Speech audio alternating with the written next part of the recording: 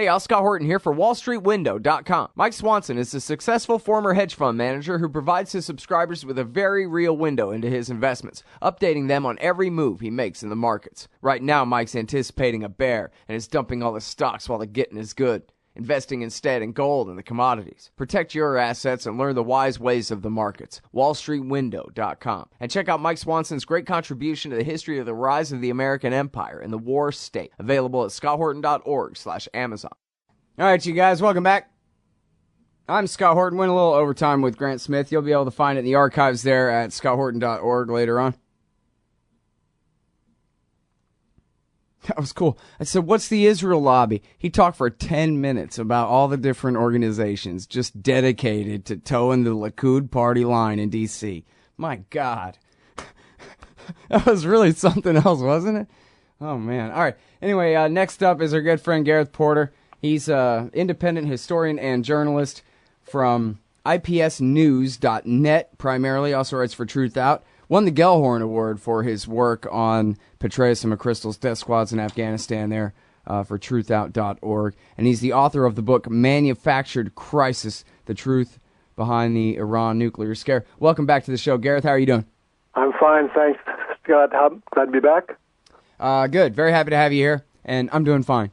You started to ask, so I know that you're very concerned. So anyway, hey, listen, last time we talked, you had turned optimist on the Iran nuclear deal. Yeah, Scott Horton, I think actually they might just do this, you said. I'm roughly paraphrasing. And so now we're back. They've got the extension. And, well, you know, I want to know everything you got to say about what's going on.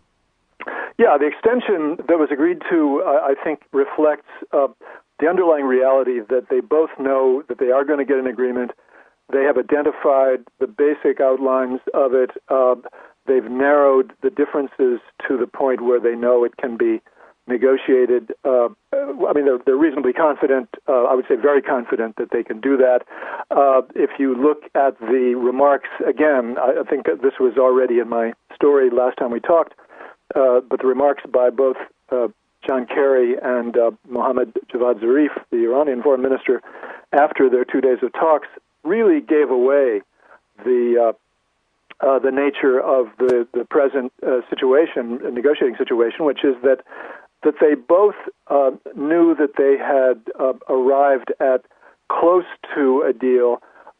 What John Kerry said, which we didn't discuss when we talked about it last time, was, I think, quite revealing. He said that we have not yet identified, not a direct quote, but a very close paraphrase, we have not yet identified the formula to be used to cover the problem of centrifuge or enrichment capability. And that's significant because he meant that they really have narrowed it down to a set of solutions. It's not just one problem. It's not just reducing the number of centrifuges. It's a combination of a reduction in centrifuges plus a way of, or more, possibly more than one way, of reducing the stockpile of low-enriched uranium, which I talked about last time, as clearly a necessary part of the deal. And so the use of this concept of a formula, meaning that it's a more complex solution to the problem than simply Iran agreeing to a reduction, a big reduction in its numbers of centrifuges, that's a big clue that they were now in the space where it's possible to finish the negotiations. And of course, the 4-month extension takes them into November. That's theoretically the end of the 4 months would be after the congressional elections in the United States, and so this is just another reason for feeling confident. My confidence that they are going to finish this within a reasonably short time. They're not going to reconvene, interestingly, the negotiations until September. They're going to take the month of August plus the rest of July off. They obviously will somehow communicate with one another during that period, but the negotiators won't sit down formally together until September, and I think they expect to be able to finish it that month. I'm reasonably confident that's the case. That's great. And hey, it just came out the other day that they had finished part of their agreement, I guess for some reason, a major part of their interim agreement, which was that they would go ahead and oxidize all of their 20% enriched uranium-235. Well, I'm glad you've asked about that, Scott, because, of course, I have been very confused about precisely what was being said by the unnamed senior U.S. official who gave the briefing on the 19th about the agreement to extend the talks. There was this long paragraph which related to supposedly 2% enriched uranium. Now, no 2%. One's ever heard of 2% enriched uranium. I sent an email to 3 different people who've been following the Iranian nuclear program very closely. I said, what's this about? I've never heard of 2% enriched uranium. I mean, there is if you go to the Wikipedia article on 2% uranium, 2% enriched uranium, there is such a thing as called slightly enriched uranium, SEU. But nobody had ever heard of it before. It's never been mentioned by the IAEA. It's never been mentioned by the news media. Well, guess what? It turns out that there is an agreement that relates to 2% enriched uranium. Really? Yeah. And in fact, Iran has committed itself during this 4-month period to take apparently 3 metric tons of slightly enriched uranium, 2% enriched uranium, and combine it with depleted uranium, which will produce natural uranium. This is the result, one of the results of those talks in the final days to extend the negotiations. So now, precisely the significance of that remains to be explained.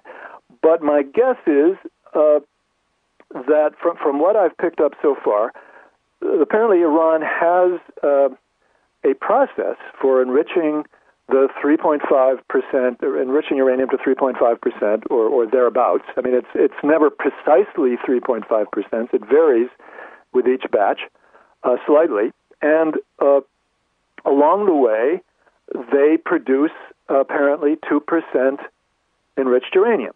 It's in the stream of the enrichment process that comes out at the end of the pipe.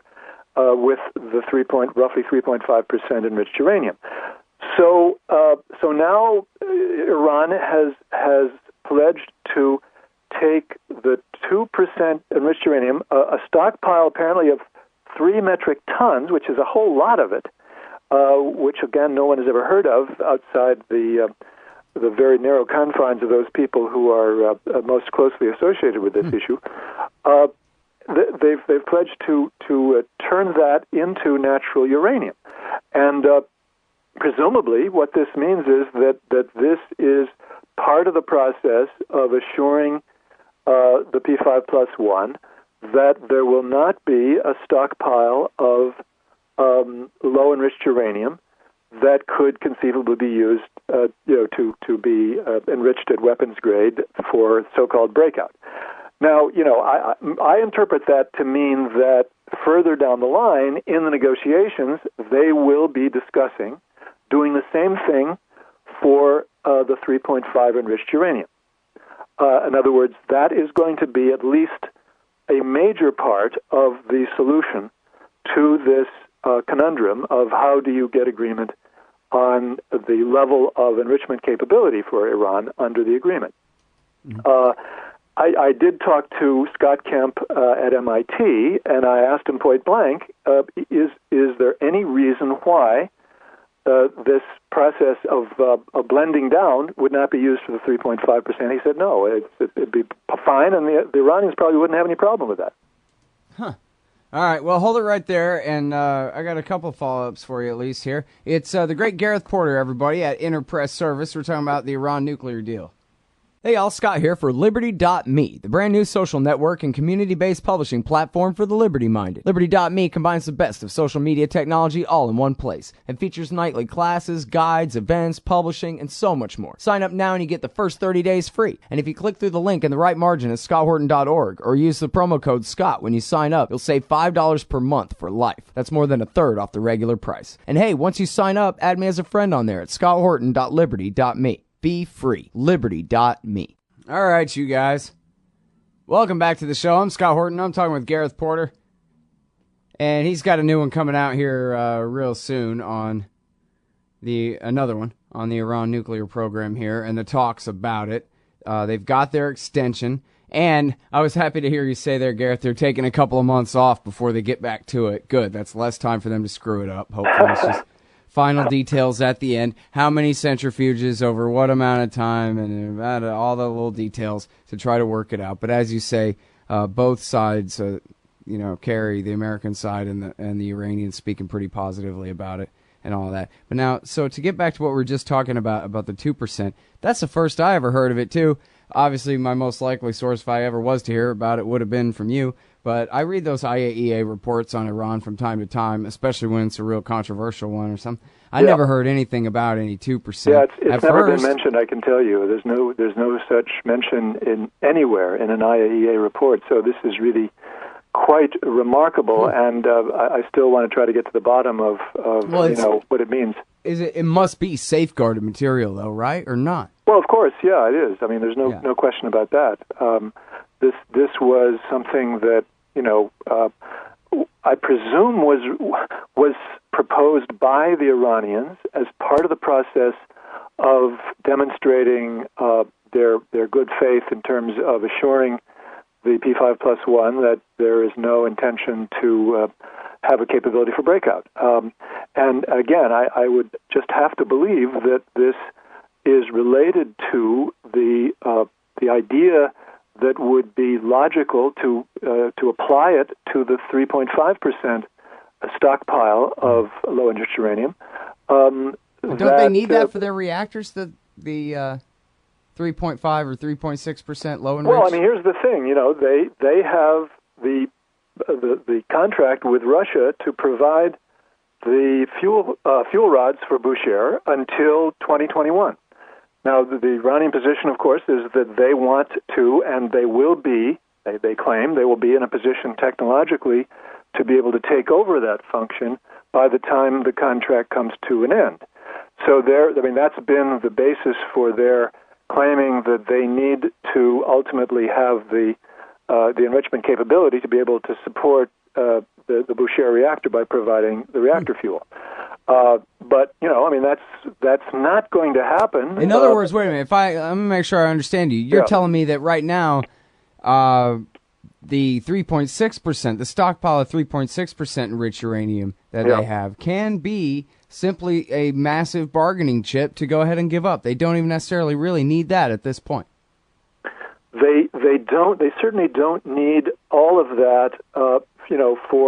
Or they don't need very much of it for the Bushehr. They don't need for the Bushehr reactor for several years at the very least, and that's part of the negotiations are going on around how long it's going to be for this limitation on their number of centrifuges and their total enrichment capability, meaning the number plus the quality, the degree of capability for each of the centrifuges for the duration of this agreement. In other words, how many years are they going to be limited to either the present level of enrichment or something below that? And so the Iranians have been, part of their negotiating ploy was to make it look like this is earlier. Now, not at present, but at an earlier stage, they were officially saying in the negotiations, look, we have to have enough capability to be able to provide nuclear fuel for Bushehr because we're not going to continue this contract with the Russians. But the U.S. retort to that was, well, that's not going to happen for quite a few years, And in any case, we're not going to allow you to have 19 times more enrichment capability than you have right now, or that you are using in operation. So, I mean, in fact, the Iranians never intended, as I understand their position, and as it's played out, they never intended to insist on 190,000 separative work units as part of the immediate agreement, at least, for the next X number of years. I mean, I think that they were prepared to wait, until well beyond the expiration of the contract with the Russians to begin to expand their capability for enrichment. So I don't know if that answers your question, but I mean, that's the context. I dig it. All right, now, so back to the 20% for a minute, because, of course, I think you were implying there that when you first saw that 2%, you thought it was a typo. That's what I thought you were going to say, and then it turned out it was a typo. But I thought it was not a typo, but just confusion on the part of the person making, doing the briefing. Yeah. Well, but so I have this AP story from Haaretz that says 20%. And I'm wondering, did they just make that up because they thought, it must be a typo? I think that's probably what happened, yes. So this is from July the 21st. Yep, I think that's what happened. So the AP here said, well, the headline, who knows who wrote the headline? They're highly enriched, which, technically, but nothing near bomb grade. But anyway, 20%. Made harmless is the way they call it. But they say, now tell me if this tracks the same with the weights and everything. Iran had more than 200 kilograms, over 250 pounds of 20% enriched uranium, and they have reduced it all. According to the IAEA report, which has been obtained by the Associated Press, all the 20% enriched uranium has now been converted or diluted. That's right. That's true, but that's a separate point. Yeah, entirely separate. Yes. Okay. I wasn't sure if they were misinterpreting it or it was just two different stories. That is correct. That is a correct statement. Well, and that's really important, not because 20% enriched uranium is important, but because it's a giant red herring fake issue within this entire giant red herring fake issue of Iran's nuclear program, that if you look at 20% uranium funny, it turns into a nuclear bomb. That it's just one light switch flip away from bomb grade, even though it's not. But anyway, for them to get rid of their 20% is very meaningful, at least symbolically, right? It's killing the red herring.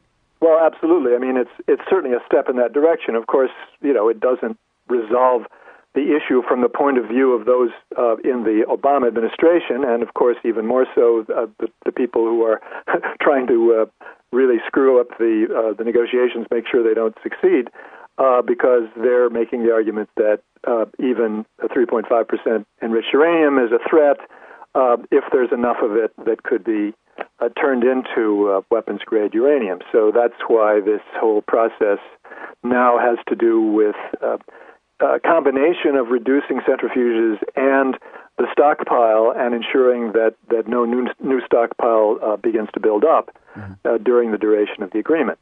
So, I mean, that's why, we haven't talked about this yet, but what I am quite convinced of is that we're going to see an agreement that is roughly in the neighborhood of, 8,000 centrifuges, not much different from what Iran now has operating.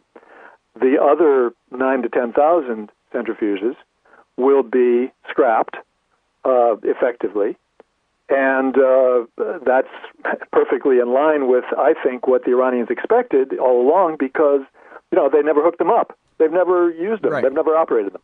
Yeah, as you said all along in this show, that's part of the pile of bargaining chips they're building up. Exactly, and this is the most interesting unreported, the most significant and interesting unreported fact about these negotiations all along, that the Iranians never intended to use them, and the Obama administration is perfectly well aware of that. I quoted an Obama administration official, not that I talked to, but who I think was the New York Times, quoted an Obama administration official 2 years ago, saying that it's clear that Iran's very cleverly husbanding its resources here for future negotiations.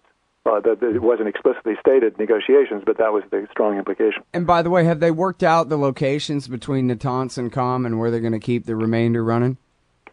Well, I think what we're going to see is a compromise under which the Fordo, or the one near the city of Com, is going to be used not for enrichment but for research and development. Right. I think. Yeah, I thought so. So that's holding that. They're going through with that. So that's right. That's another major, pat on the back, so-called victory for the American side. Another one of their straw men. Well, defeated. I mean, look, the Americans, remember 2 years ago, they were insistent that 1 year ago and 2 years ago, they were insistent that had to close down. Absolutely had to close down. Could not be stayed open. So, both sides have compromised on that. There you go. All right, well, we're all out of time. You can hear the music playing. Thanks very much, Gareth. Appreciate it. As always, thank you very much, Scott. Bye-bye now. That's the great Gareth Porter, everybody. IPSnews.net. IPSnews.net. See you tomorrow. Hey, y'all, Scott here. So you made a little bit of money in this horrid economy only to find that the Fed has more or less outlawed saving. So into the treacherous waters of the stock market bubble you go. But how to make a little money without too much risk of losing it all? Check out wallstreetwindow.com. Mike Swanson is a successful former hedge fund manager who opens a very real window into his main account, updating his subscribers on the facts of and the reasoning behind all his market moves. Follow along on paper or with real money and see what happens at wallstreetwindow.com. Hey, all, Scott Horton here for The Future Freedom, the monthly journal of the Future Freedom Foundation. As you may already be aware, Jacob Hornberger, Sheldon Richman, and James Bovard are awesome. They're also in every issue of The Future Freedom, and they're joined by others of the best of the libertarian movement. People like Anthony Gregory, Wendy McElroy, Lawrence Vance, Joe Stromberg, and many more. Even me. Sign up for The Future Freedom at fff.org/subscribe. It's just $25 a year for the print edition, $15 to read it online. That's The Future Freedom, edited by Sheldon Richman at fff.org/subscribe. And tell me you heard it here.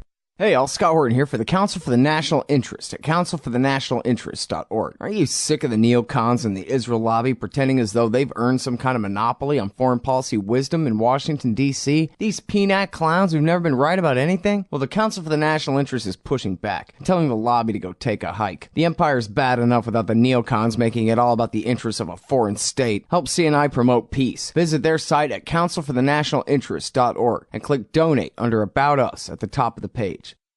The military-industrial complex, the disastrous rise of misplaced power. Hey, y'all, Scott Horton here. I'd like for you to read this book, The War State by Michael Swanson. America's always gone to war a lot, though in older times it would disarm for a bit between each one. But in World War II, the U.S. built a military and intelligence apparatus so large, it ended up reducing the former constitutional government to an almost ceremonial role and converting our economy into an engine of destruction. In The War State, Michael Swanson does a great job telling the sordid history of the rise of this national security state, relying on important first-hand source material, but writing for you and me. Find out how Presidents Truman, Eisenhower, and Kennedy all alternately empowered and fought to control this imperial beast, and how the USA has gotten to where it is today, corrupt, bankrupt, soaked in blood, despised by the world. The War State by Michael Swanson, available at Amazon.com and at Audible.com. Or just click the logo in the right-hand margin at scotthorton.org. We should take nothing for granted.